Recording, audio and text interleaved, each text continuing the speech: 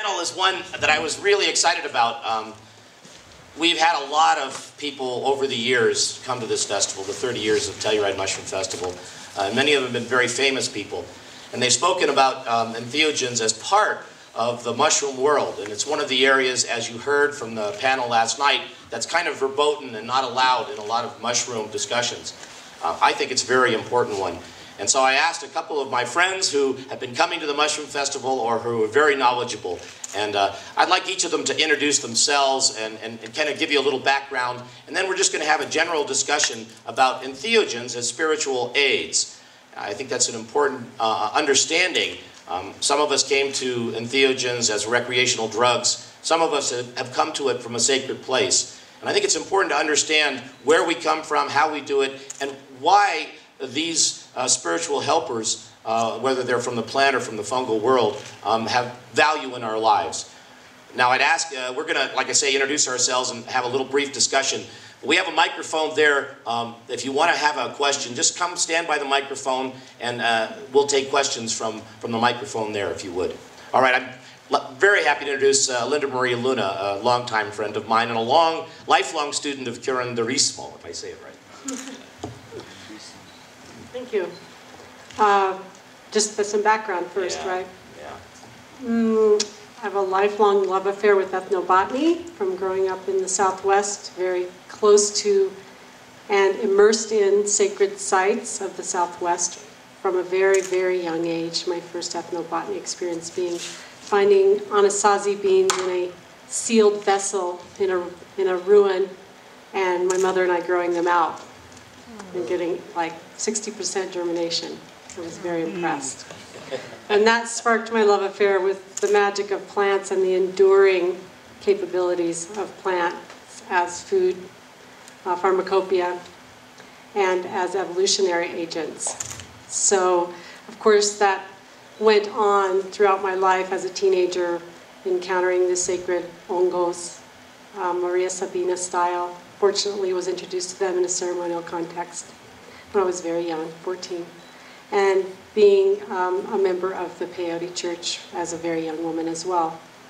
And studying all over the Americas with plant medicines and people who are immersed in the plant medicine lineages. I've been very fortunate to be taken in by a number of curanderos and curanderas throughout my decades of enjoying the essence of those lineages, and currently work almost exclusively with ayahuasca. Katrina Blair, I think everyone knows now. Yeah, I got to speak earlier. But I actually go back to my beginnings, how I was led into this world of wild plants. And it was when I was 11, and I was at Haviland Lake, just outside of Durango, a little bit north, between Durango and Silverton, and was with my parents picnicking. And I went on a little air mattress and floated around the corner. I was with like my cousins and brother, and they turned back for lunch, and I found myself being just beckoned by these plants on the far, far end of the lake. So I found myself going all the way. Everyone disappeared, and I kept going, and then crawling through the muck to get to the other bank. And then I sat in amongst these plants and had this really euphoric experience where the plant said, "Oh, you're home. You're going to come live your life with us." And I have found myself, my path has always led me into the plant world. Was that at Turtle Lake? It wasn't Turtle Lake, it was Haviland Lake, okay, a little Haviland. north. Okay. Yeah. But then just after high school, I decided to eat all wild edible foods for a summer. That was a challenge, which I ended up bringing my own cereals and buckwheat, flax, and sunflower I would soak in the morning. But the rest was pretty much wild, except I worked in town and my students wouldn't finish their lunches sometimes. I would eat them, their leftovers. Right, exactly. And then in college, I got a degree in biology, but I did a lot of independent studies where I would get to take a whole month, several different months, and just go into the San Juans and study the wild edible and medicinal plants, which was my senior thesis. And so it's just been my passion. Tell a little. I'm Mike Logghe. Been a pal of these characters for quite a while. Just a little quick thing about being entrapped like that. I was elk hunting once, and slow afternoons, you kind of wander around, and I'm walking along, and there's a little patch of mushrooms, psilocybins right there. So I was picking them up, little tiny guys. I'm picking them up. And slowly I back up, and right exactly there, this big, beautiful elk skull with beautiful antlers on it. It was right alongside it. So it's just like how much power the little fellows have to suck you in and ignore something that, well, I'm elk hunting and pick up skulls or whatever. It's just, well, that made me be a believer in art's world. Thank you. I think the way I started, I've always been a degree in philosophy, computers. I've always been in degree in being a Catholic boy. But just a fascination with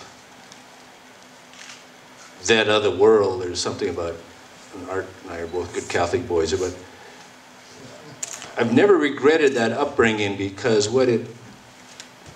as a good Catholic boy, you are taught to believe in the impossible. You have trinities, virgin births, immaculate conceptions. You have all these strange concepts. So in a funny way, as opposed to somebody who might be raised by a very rational philosopher father, I'm raised in this world of workaday world, but also a totally strange, impossible world. So I find I'm very comfortable now in ayahuasca world, thanks partly to my Catholicism, I think. But what first got me going on this path was actually probably 8-9 years ago, a lecture here, or it was a trialogue between Andy Wilde, who took the side of the brain, and Paul Stamets, who took the side of the mycelium mat. And I just blanked his name, the mathematician, I'll think of it, who took the side of the internet, and about how them all having the same shape and form meant that since a brain that had a mind, consciousness, why not the mycelial mat, and then why not the internet? So that was kind of their argument, back and forth. And I'm sitting back there, and okay, so what's the language? What's the language that they're going to be communicating with each other in? How do we get to that language or what is that language? And what does that look like? And that led me to what cultures are there that have those languages. So I ended up going down to Peru and hanging out with the Shipibo, who have you've seen the cloth, the geometric cloth, which is their language. They have when they start a ayahuasca session, they have a question, say, about her health. The shaman will see this pattern and can sing it. It's singable, that pattern. She can bring that song back the next day and then put together that cloth with that pattern on, give it to her, and that cloth then heals her, because that pattern, that vibration is what the ayahuasca mother has sent through the shaman via that form of communication of that pattern, and gives that to her. Or she might sing to her, which then puts that vibration down into her body.